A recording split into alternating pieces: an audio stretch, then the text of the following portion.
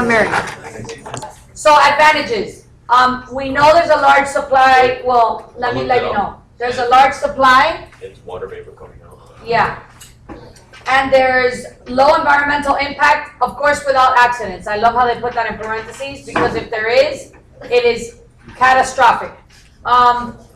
It's pretty much CO2 or greenhouse free in a sense, and there's moderate land use. Disadvantages. There's there's huge governmental subsidies, let's say, but they can't compete economically without them because and I'm going to talk about that in a minute. That was what they were relying on when they first started, is the government support, and they lost that in the late 80s, okay? Low net energy yield. Does that shock you based on what you saw in the first presentation? Yes. Because they were representing, and I represented in the beginning of this slide, the high yield, 1 pellet versus 1 ton. So keep that in mind because I'm going to cover why it's low net energy yield. At the end of the day, it is the least efficient of all energy. Yeah. High environmental impact, environmental cost, high if there's accidents, and we're totally familiar with that. And terrorism. You have to think about that. Holding this resource is high risk in general. They have to have maximum security measures for all parts dealing with this energy. Mining, transporting, and running the plant, and any part of the plant. So there's a lot of risk in that sense. All right, so keep in mind, back when we talked about the law of energy or law of thermodynamics, energy cannot be created or destroyed, only transformed. So this high energy or initial energy that's found in these pellets is just always there. Can we not do this again because I can't read any of my notes? That's why I'm showing them to you. It cannot be destroyed, right? I want to keep that in mind. So what are we going to do with this waste? We have to bury it. And back in the day, as soon as the pellets lost their effectiveness to generate electricity, they placed them in steel drums. Where did they put them? Underground. Underground and The ocean. in the ocean, okay? Now we know that waste is a huge problem in nuclear power. This is the reason why nuclear power went from being the most efficient when I first started teaching it to the least efficient. Because of waste. Yeah, I'll plug in a minute. Oops.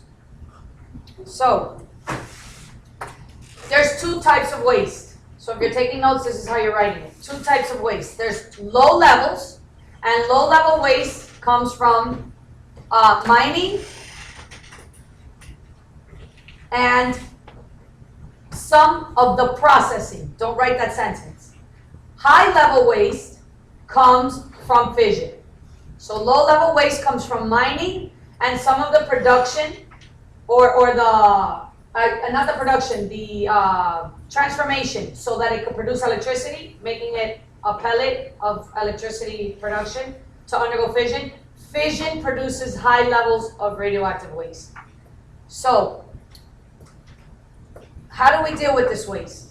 So before they used to take the waste and put it in the drums and dump it. Now they have these pools that they had to build within the plant, and they dump the waste in the pools, and it could last. They're called fuel pools. It could last anywhere from 5 to 15 years. So these notes say 5, they're up to 15 years now.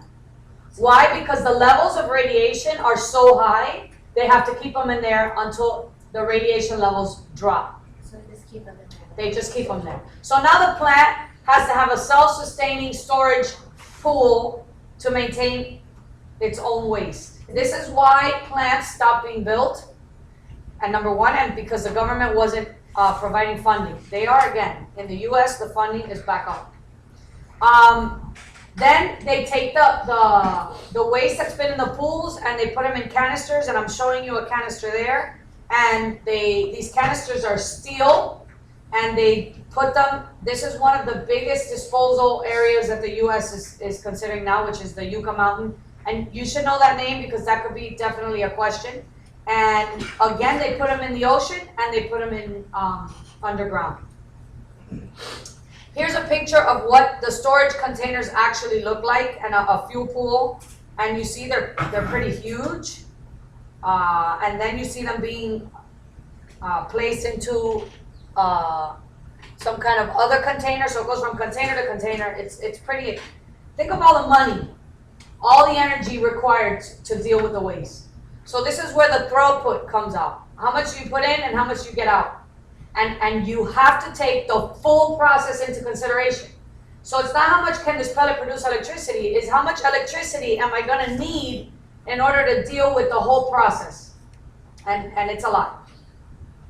So obviously an accident is a big, big deal. I lost connection.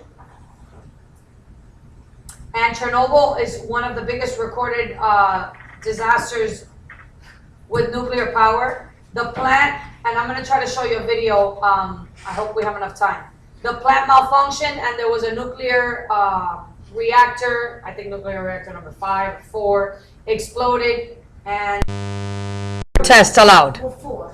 But that's more than No, well, I have 4 should. tests and about that, yes, which is kind of my test. You're really only supposed to have 3, but they. That's actually a benefit that the school offers. They can give you 6 tests in one day. And in college, all your tests are gonna be on the same time. You're gonna take midterms at the same time. It's really not much of a difference. Mr. Rango. Wow, I paused. How do you figure? Mr. Let me Rango. see where I got. And I have practice till like 10. And I have CCD, I have about religion, that is not great.